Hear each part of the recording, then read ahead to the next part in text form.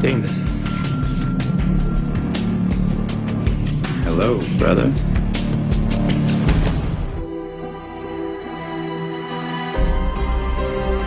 At some point, Stefan decided to stop feeding on blood of humans, obviously, and it caused a major ripple in our relationship because there's a huge imbalance of power when that happens. The one thing you have to understand about Stefan and Damon, there is a deep love. I mean, Stefan hates Damon because he's been a prick, but Damon loves his little brother, and he, you know, he's the only person in the world who understands Damon to a T, and they've been through a lot together. So he loves his little brother. He misses his little brother.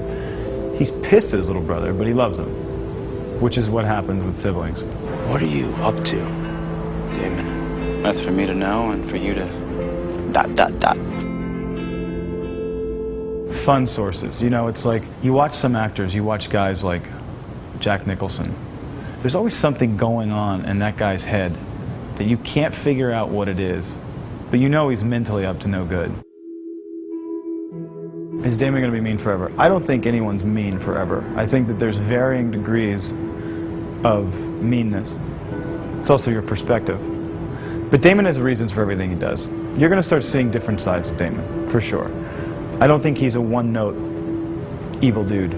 Catherine is dead, and you hate me because you loved her, and you torture me because you still do. There's so much of Ian and Damon that the lines get crossed a little bit sometimes. But when the eyes and the fangs go in, I really become a completely different person, and there's certain people that steer clear of me just because they don't want to be messed with. Something tells me he's been perfecting that for many, many years. Seriously, if you have that much time on your hand, you're almost 2 centuries old, and you realize you have these really cool powers, man, you're obviously gonna, you know, it's not practice makes perfect, it's perfect practice. Crow's a bit much, don't you think? Wait till you see what I can do with the fog. Well, Stephanie, the mythologies are always pretty similar. One of the differences is we have these lapis stone rings that allow us to walk throughout the day, which is great because it makes us less detectable. You know, people who never come out in the dark, in the light. It's fine. Just come on in. But the funny things like garlic and holy water and all these things, you know, garlic we can eat, holy water we can drink. And I do find it interesting, you know, it's like when you watch Lost Boys, which I grew up watching.